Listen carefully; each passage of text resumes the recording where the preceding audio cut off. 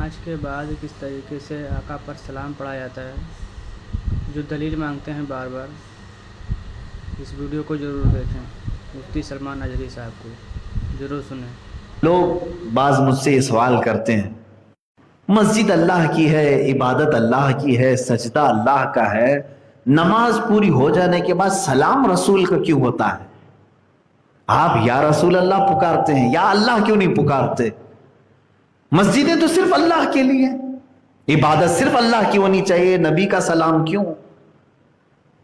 مصطفیٰ جان رحمت پہ لاکھوں سلام، یا نبی سلام علیکہ، کعبے کے بدرود جا تم پہ کروڑوں درود۔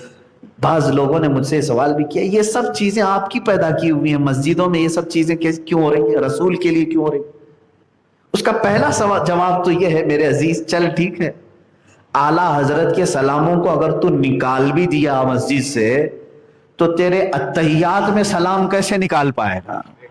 مسجدوں میں جمعہ کے بعد، فجر کے بعد اگر تم نے ختم کر بھی دیا تو ہر نماز میں جو اتحیات میں السلام علیکہ ایھا النبی کہتے ہو، یہ کہاں سے نکال پاؤ گے؟ سلام کہاں سے نکال پاؤ گے؟ اور وہ بھی تو مسجد میں ہی ہو رہا ہے۔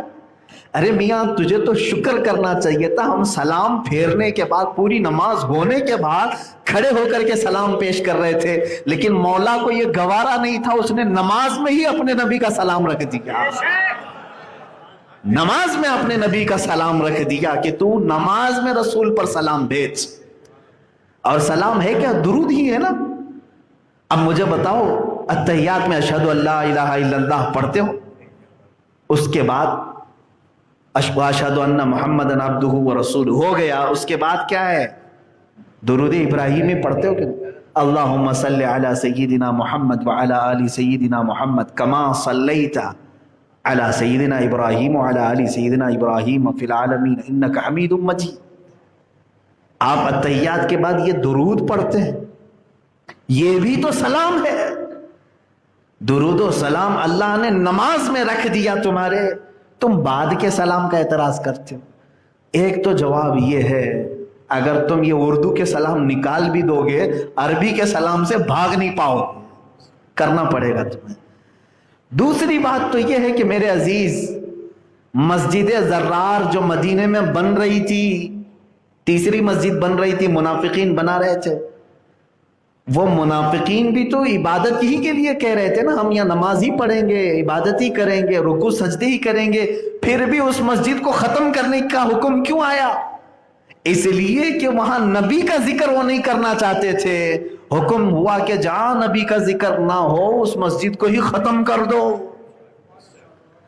پتہ یہ چلا کہ مسجد اللہ کی ہوتی ہے، لیکن جہاں تمہارا سر اللہ کی بارگاہ میں جھکتا ہے، دل کو رسول کی بارگاہ میں جھکانا ہوگا۔ اور میرے عزیزو، ہم سر جو جھکا رہے ہیں، کتنا جھکنا چاہیے؟ رکوع میں کتنا جھکنا چاہیے؟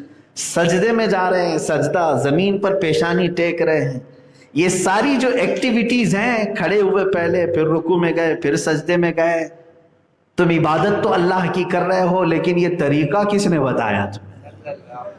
کون بتایا کہ رکوع اتنا کرنا چاہیے، سجدہ اتنا کرنا چاہیے؟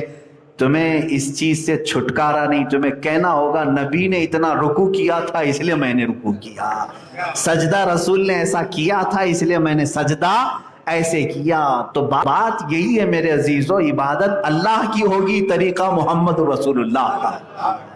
میں مانتا ہوں اے عقل والو، میرا محمد خدا نہیں ہے، مگر دلوں میں یہ نقش کر لو وہ خدا سے جدا نہیں۔ کہاں جدا کر سکو گے؟ اب آیت بھی یہی کہہ رہی ہے، کچھ لوگ وعدہ کرتے ہیں کہ ہم حضور کی ہر بات مانیں گے، لیکن گھر میں جا کر کے پلاننگ کرتے ہیں، منصوبے بناتے ہیں رسول کے خلاف، مسلمانوں کے خلاف۔